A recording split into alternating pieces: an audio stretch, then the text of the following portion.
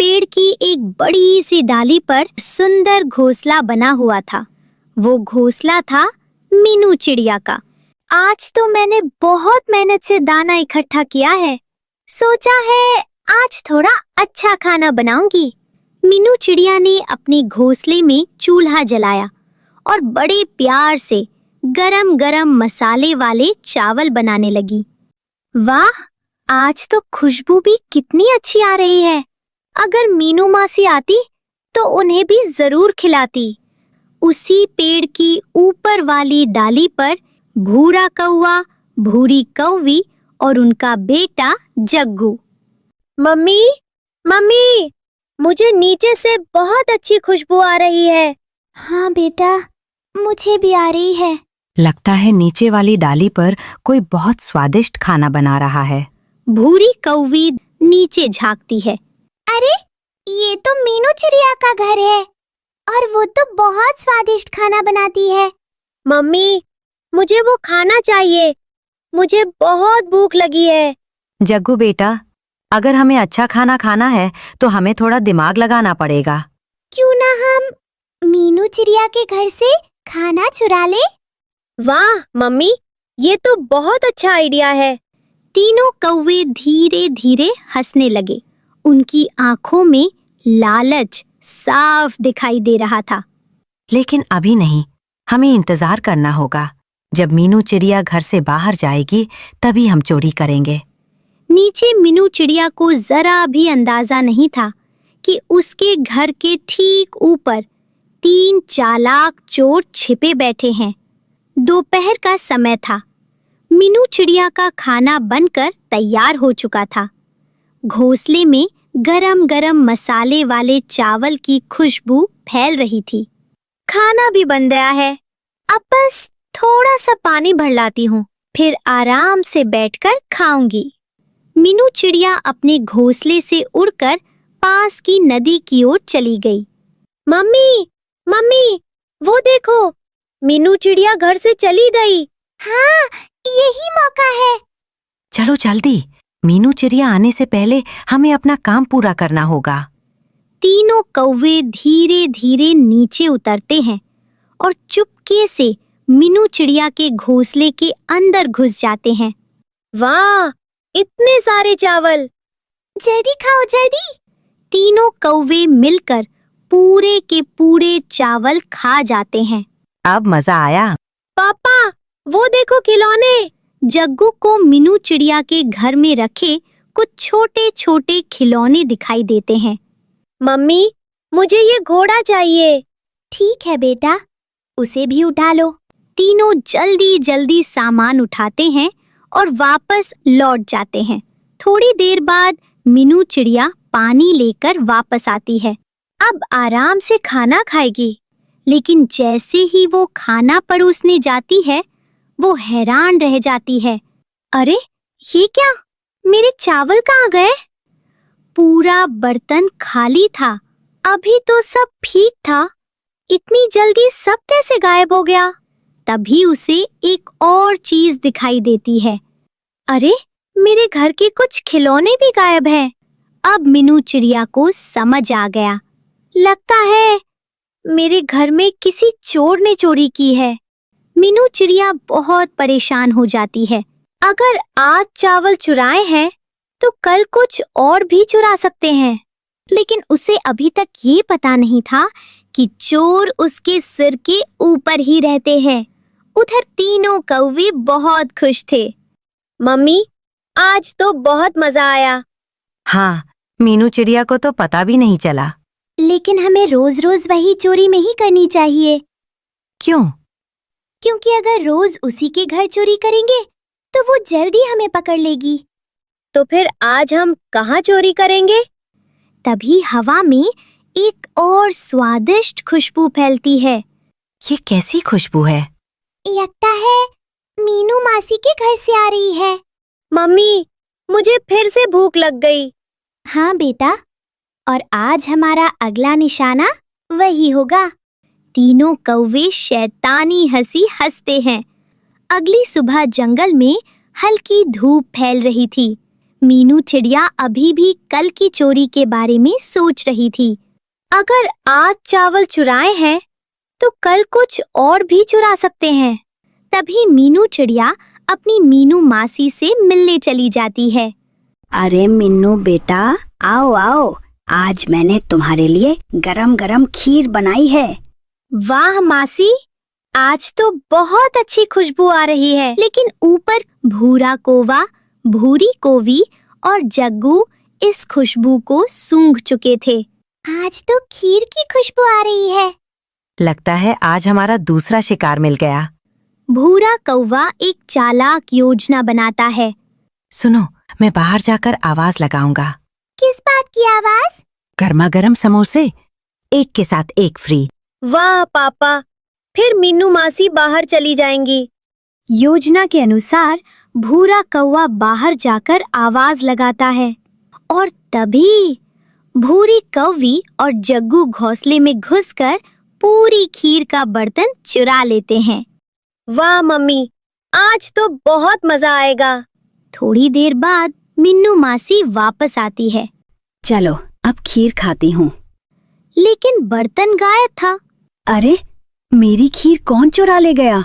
उन्हें बाहर मिन्नू चिड़िया के घर के सामने अपना खाली बर्तन दिखाई देता है। मिन्नू, तुमने मेरी खीर चुराई है क्या? नहीं मासी, मैं ऐसा क्यों करूंगी? दोनों सोच में पड़ जाती हैं। मासी, लगता है वही चोर है जिसने कल मेरे घर से चोरी की थी। मिन्नू चिड़िया और मिन्नू मासी इधर-उधर देखने लगती हैं। मासी, वो देखिए ऊपर। मुझे लगता है चोर वहीं रहता है। दोनों चुपचाप छुपकर बैठ जाती हैं। थोड़ी देर बाद भूरा कौवा, भूरी कौवी और जग्गू वापस आ जाते हैं। आज तो बहुत मजा आया। किसी को पता भी नहीं चला। मिन्नू चिड़िया और मिन्नू मासी सब सुन लेती हैं। तभी जंगल में जोर से आवाज आती है, चोर चोर, किसी ने मेरा सामान भी चुरा लिया। सभी पक्षी इकट्ठा हो जाते हैं। बुलबुल, हमें पता है चोर कौन है। ऊपर वाले कटहल के घोंसले में। सभी पक्षी कटहल के घोंसले के पास पहुंच जाते हैं। अरे, ये तो मेरा सामान है। सभी समझ जाते हैं कि चोर वही कौवे हैं। भूरा कौवा, अब सच बताओ। हमसे गलती हो गई। तुमने पूरे जंगल को परेशान कर दिया। ऐसी चोरी की सजा मिलनी चाहिए। हमारा फैसला है, कौवों को सजा दी जाती। चील राजा, उसके साथ ऊंचाई पर उड़ रहे थे उसके सेनापति, और आज पहली बार उसके साथ था उसका बेटा। देखो इस जंगल को, डर से भीगा हुआ है। आज तुम सीखोगे राज करना क्या होता है। पिता महाराज, क्या आज मैं भी शिकार कर सकता हूँ? पहले डर पैदा करो। डर ही सबसे बड़ा हथियार है। नीचे बारिश में कांपते पेड़ों के बीच एक छोटा सा घोंसला था। उस घोंसले में बैठी थी मीनू चिड़िया। उसने अपने बच्चों को कसकर सीने से लगाया हुआ था। माँ, आसमान में कौन उड़ रहा है? माँ, मुझे बहुत डर लग रहा है। डर मत मेरे बच्चों, जब तक माँ के पंख हैं कोई तुम्हें छू नहीं सकता। मीनू की आंखें आसमान पर थीं। उसे पता था आज की रात सामान्य नहीं है। दूर दूसरी डाल पर कबूतर और कबूतरी अपने घोंसले को संभाल रहे थे। मीनू बहन, ऊपर चील राजा मंडरा रहा है। उसके सेनापति भी साथ है। वे नीचे झपटने की तैयारी कर रहे हैं। पास ही तोता और तोती बारिश में भीगते हुए इधर उधर देख रहे थे। आज की रात बहुत भारी है, सब अपने बच्चों को छुपा लो। ऊंची डाल पर बैठा था भूरा कौवा, उसके साथ उसकी पत्नी भूरी कौवी। देखा भूरी, जब चील हमला करेगा सबसे पहले नीचे वाले घोंसले जाएंगे और मीनू का घोंसला सबसे नीचे है। तो फिर हम सुरक्षित हैं, जब तक दूसरों पर संकट है। अब देखो डर कैसे जमीन पर उतरता है। बिजली कड़की और उसी चमक के साथ चील राजा बिजली की तरह नीचे झपटा। माँ, वो आ गया। मेरे पीछे से मत जाओ, अपनी आंखें बंद कर लो। चील का विशाल पंजा सीधे घोंसले की ओर बढ़ा। छोटी चिड़िया, तेरे पंख कितने भी फैल जाएं, मेरे सामने टिक नहीं सकते। मैं छोटी हो सकती हूँ पर माँ हूँ, और माँ डरती नहीं, लड़ती है। मीनू ने अपने भीगे पंख फैलाकर चील के पंजे पर पूरी ताकत से चोंच मारी। चील थोड़ा पीछे हट गया। मेरा एक अंडा टूट गया, मैं उसे बचा नहीं पाई। ये सिर्फ शुरुआत है। अगर हम चुप रहे तो अगली बारी हमारे बच्चों की होगी। चील ऊपर उड़ गया, लेकिन जाते जाते उसने पूरे जंगल में दहशत फैला दी। जंगल में सन्नाटा छा गया। हर घोंसले में सिसकियां थीं। तोता और तोती टूटे हुए तिनके जोड़ने की कोशिश कर रहे थे। हमें कुछ करना होगा। चील राजा हर रात आएगा। लेकिन हम कर क्या सकते हैं? वो हमसे 10 गुना बड़ा है। उसी समय ऊंची डाल पर बैठे भूरा कौवा ने धीरे से कहा, मैंने तो पहले ही कहा था, नीचे वाले घोंसले खतरे में हैं। हमें ऊपर की डाल पर चले जाना चाहिए। जो कमजोर हैं, उनकी किस्मत खराब है। सही कहा। माँ, क्या वो फिर आएगा? हाँ, वो आएगा, लेकिन इस बार हम अकेले नहीं होंगे। आसमान अब भी गरज रहा था। तभी बादलों में एक अलग सी गूंज उठी। डर को मत पालो, डर को तोड़ो। जो बट जाते हैं वो शिकार बन जाते हैं। क्या तुमने भी सुना? बादल हमें चेतावनी दे रहा है। ये संकेत है, अगर हम साथ नहीं आए तो चील राजा हमें एक एक कर खत्म कर देगा।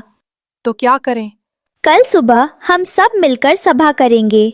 डर को खत्म करने का एक ही तरीका है, एकजुट होना। बारिश धीरे धीरे कम हुई, लेकिन आसमान में अभी भी चील राजा मंडरा रहा था। आज मैंने उन्हें डरा दिया है, कल मैं उनका साहस तोड़ दूंगा। आज हम छुपेंगे नहीं, आज हम बात करेंगे। अगर हम बैठे रहे तो एक एक कर खत्म हो जाएंगे। सुबह की हल्की रोशनी भीगी डालियों पर उतर आई थी। बारिश थमी नहीं थी, पर बूंदें अब सिसकियों जैसी गिर रही थीं। टूटे घोंसलों के बीच जंगल के पक्षी इकट्ठा हुए। हर आंख में डर था, हर दिल में सवाल। कल रात हमने देखा, चील सिर्फ शिकार नहीं कर रहा, वो हमें डराकर कमजोर कर रहा है। मेरे अंडे टूट गए। मैंने उन्हें अपने पंखों में छुपाया था, फिर भी बचा ना सकी। तो क्या करें? अगर हम सब मिलकर उड़े तो उसकी आंखें भी उलझ जाएंगी। और हम नीचे वाले घोंसलों को ऊपर की ओर शिफ्ट कर सकते हैं। भीड़ में खड़ा था भूरा कौवा। उसकी आंखें गहरी थीं, पर दिल में दया नहीं, हिसाब था। हर कोई अपनी ताकत देखे। जो कमजोर है वे खुद को बचाने का इंतजाम करें। हम क्यों अपनी जान जोखिम में डालें? चील से लड़ना पागलपन है। बचना है तो अलग हो जाओ। जब मेरे बच्चों पर पंजा आया मैं अकेली थी, लेकिन आज अगर किसी और माँ पर हमला हुआ तो मैं अकेली नहीं रहूंगी। जो माँ है वो समझेगी, जो दिल रखता है वो साथ देगा। वे इकट्ठा हो रहे हैं, अच्छा है। डरे हुए समूह को तोड़ना और आसान होता है। आसमान में फिर से भारी पंखों की आवाज गूंजी। चील राजा, उसके साथ ऊंचाई पर उड़ रहे थे उसके सेनापति, और आज पहली बार उसके साथ था उसका बेटा। देखो इस जंगल को, डर से भीगा हुआ है। आज तुम सीखोगे राज करना क्या होता है। पिता महाराज, क्या आज मैं भी शिकार कर सकता हूँ? पहले डर पैदा करो, डर ही सबसे बड़ा हथियार है। नीचे बारिश में कांपते पेड़ों के बीच एक छोटा सा घोंसला था। उस घोंसले में बैठी थी मीनू चिड़िया। उसने अपने बच्चों को कसकर सीने से लगाया हुआ था। माँ, आसमान में कौन उड़ रहा है? माँ, मुझे बहुत डर लग रहा है। डर मत मेरे बच्चों, जब तक माँ के पंख हैं कोई तुम्हें छू नहीं सकता। मीनू की आंखें आसमान पर थीं। उसे पता था आज की रात सामान्य नहीं है। दूर दूसरी डाल पर कबूतर और कबूतरी अपने घोंसले को संभाल रहे थे। मीनू बहन, ऊपर चील राजा मंडरा रहा है। उसके सेनापति भी साथ है। वे नीचे झपटने की तैयारी कर रहे हैं। पास ही तोता और तोती बारिश में भीगते हुए इधर उधर देख रहे थे। आज की रात बहुत भारी है, सब अपने बच्चों को छुपा लो। ऊंची डाल पर बैठा था भूरा कौवा, उसके साथ उसकी पत्नी भूरी कौवी। देखा भूरी, जब चील हमला करेगा सबसे पहले नीचे वाले घोंसले जाएंगे और मीनू का घोंसला सबसे नीचे है। तो फिर हम सुरक्षित हैं, जब तक दूसरों पर संकट है। अब देखो डर कैसे जमीन पर उतरता है। बिजली कड़की और उसी चमक के साथ चील राजा बिजली की तरह नीचे झपटा। माँ, वो आ गया। मेरे पीछे से मत जाओ, अपनी आंखें बंद कर लो। चील का विशाल पंजा सीधे घोंसले की ओर बढ़ा। छोटी चुरिया, तेरे पंख कितने भी फैल जाएं, मेरे सामने टिक नहीं सकते। मैं छोटी हो सकती हूँ, पर माँ हूँ, और माँ डरती नहीं, लड़ती है। मीनू ने अपने भीगे पंख फैलाकर चील के पंजे पर पूरी ताकत से चोंच मारी। चील थोड़ा पीछे हट गया। मेरा एक अंडा टूट गया, मैं उसे बचा नहीं पाई। ये सिर्फ शुरुआत है। अगर हम चुप रहे तो अगली बारी हमारे बच्चों की होगी। चील ऊपर उड़ गया, लेकिन जाते जाते उसने पूरे जंगल में दहशत फैला दी। जंगल में सन्नाटा छा गया। हर घोंसले में सिसकियां थीं।